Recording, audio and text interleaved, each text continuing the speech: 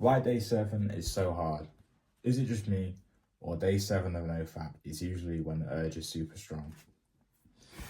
That's something I've seen in the No Fap Reddit today. And I thought, it's kind of relatable to myself, and I think probably a lot of other people, but I'm not really sure if people really talk about it enough, to be honest. At least the reaching the small goals, they seem to be where people trip up the most, and it's not really acknowledged as much as it should be. But there was a comment below that post, and I thought it might be a little bit truthful.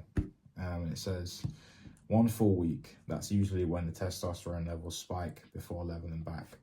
Many people know that women's energy is based off the full moon cycle of 28 days, but many don't know men's energy is based off the sun cycle of the week, every 7 days. But for man to achieve this energy, he must hold onto it semen. I think the first reason as to why it can be so hard to get past 7 days is paying too much attention to the days themselves. You don't really need to be tracking the days. It's not really that important. In fact, I'd probably say it is more of a detriment than it is a benefit. I think the easiest way to go about it is just keep busy and don't think about the days. Just keep going and try not to acknowledge that you've even done 1 day. Just keep going with it. You don't need to stop and think that you've reached 7 days. When I reach the end of a week, a Sunday, I don't think I've got for another week of No Fap. I just think it's a Sunday. I'm not thinking about what day I'm on. I don't count the days, it don't matter.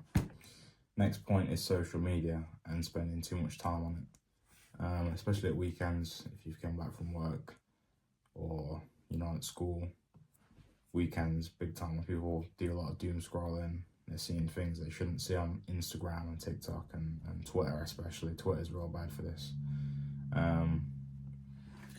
I don't really expect anyone to sit reading books all day, every single day, but it is pretty easy to implement, 20, 30 minutes of reading a day, and that has untold benefits, not just in No Fap, but through all aspects of your life. And that's one thing I've started doing is reading. That's definitely helped me a lot. And then, kind of obvious, but go outside. Don't stay inside the house. Staying inside the house is not going to help you in No Fap at all. You can, but unless you want to go to prison, you can't start fapping outside. So as long as you're outside doing anything at all, it's basically a cheat code to do No Fap. Stay outside, find something to do and stay there.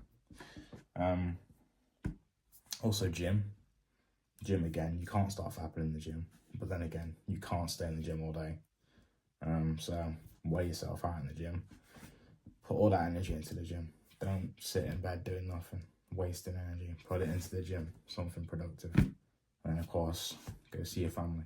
Again, you can't start fapping in front of your family, so go see them. It's just putting yourself in situations where you can't enable yourself to fap. All 3 of them things. Just cancel out any fapping.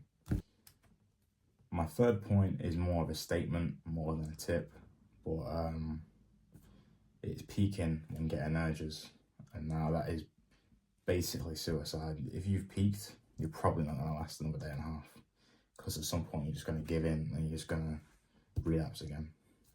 But I more have a question to return, and that is, why are you peaking in the first place? Now, if someone asked me this question, I would say probably boredom, because that's more than likely the only reason someone's peaking is because they're bored and they've got either nothing to do or they're procrastinating and they've got something to do but they're just avoiding it. But yeah, that's all I've got to say on the subject.